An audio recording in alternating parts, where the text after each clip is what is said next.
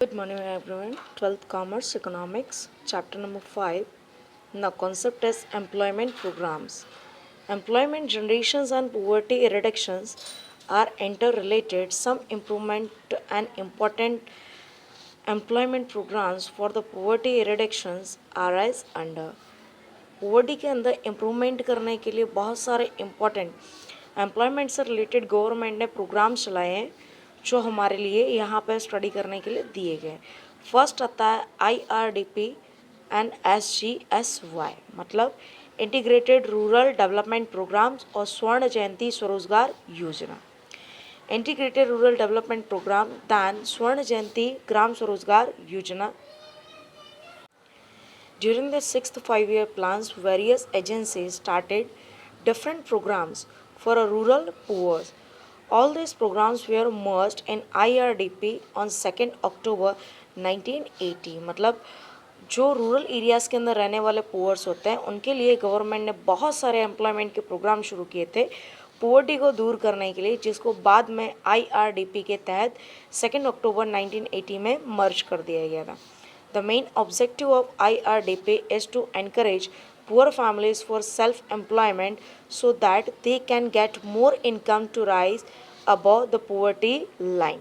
मतलब इसका जो मेन मोटिव है वो यही है कि लोगों को ज़्यादा से ज़्यादा एम्प्लॉयमेंट मिले and that is a self employment. मतलब उनको ट्रेंड किया जाए और मार्केट में खुद से जा कर के एम्प्लॉयमेंट फाइंड कर सकें। सो इस तरीके से इनकम जनरेट करने के जितने भी प्रोग्राम्स होते हैं वो यहाँ पे किए गए। This programme focused on few specious groups which include small and marginal farmers, agriculture labourers and rural artisans.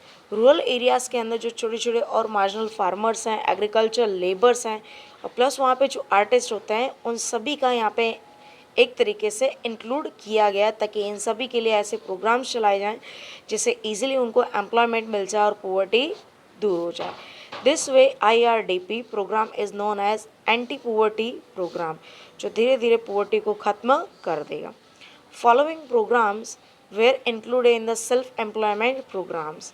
First आता है IRDP integrated rural development programmes. Second आता है TWAR YSEM training of rural youth and for self employment. Third आता है DWCRA development of women and child in rural areas. Fourth number MWS million wealth schemes. Fifth number आता है SITRA SITRA supplying improved tools kit to rural artisans. And last आता है Ganga welfare schemes. ये सारे के सारे प्रोग्राम के ज़रिए अगर गवर्नमेंट काम करती है तो यहाँ पे एक तरीके से वेलफेयर का काम भी होगा और लोगों को एम्प्लॉयमेंट भी मिलेगा। तो ये टोटल 6 के 6 प्रोग्राम है। तो यहाँ से एरिया का डेवलपमेंट प्लस लोगों के अंदर एम्प्लॉयमेंट का रेशियो का जनरेशन किया जाता है ताकि पोवर्टी का रेशियो कम हो जाए।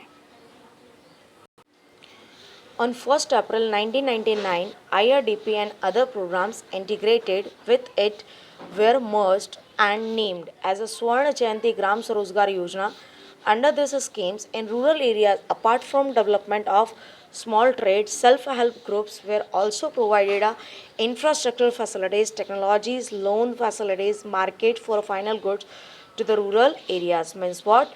In the years of 1999, in the 1st April, with the program of IRDP, Integrated Rural Development, basic things what we needed in the rural areas for the development, हमें जो basic चीज़ें चाहिए होती है वो सारी की सारी चीज़ों का यहाँ पे स्ट्रक्चर वाइज डेवलपमेंट किया गया। फॉर एन एग्जांपल्स पंपिंग का है, वाटर का है, रोडवे है, मार्केट्स हैं जिसके ज़रिए आप जो रॉ मटेरियल फार्म्स के अंदर क्रॉपिंग लेते हैं वो, और प्लस उसके साथ साथ जो दूसरी भी चीज़ें होती है हम उसको ईजिली मार्केट के अंदर सेल्स कर सकते हैं।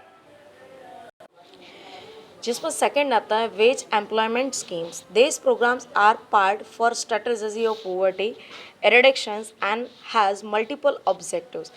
And the wage employment schemes focus was on those poor who do not have any other sources of income than physical labor।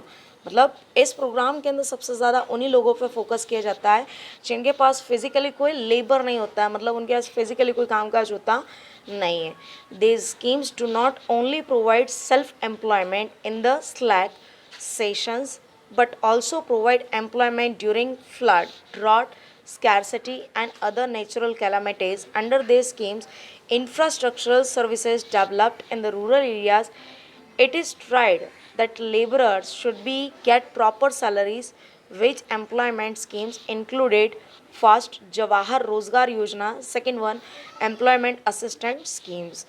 In short, which employment program says that anyone persons who do not have any types of labors and employment, do not have any types of salary for improvings and for completing their basic necessities.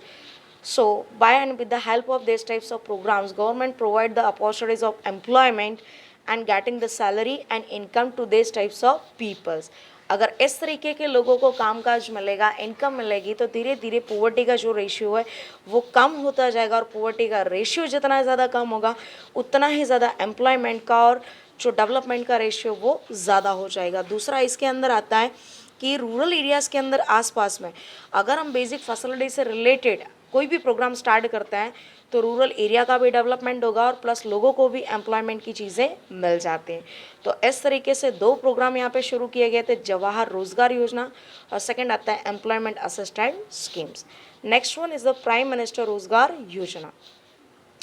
In the decade of 90s, employment generations in organized sectors was stagnant, and in the public sectors, negative growth was noticed. In the 1990s, in that scenario and in that period, हमारे India के अंदर public sectors की negative growth थी, और plus जो private sectors के अंदर employment का ग्रोथ होना चाहिए वो उस तरीके से उस लेवल पे होता नहीं था।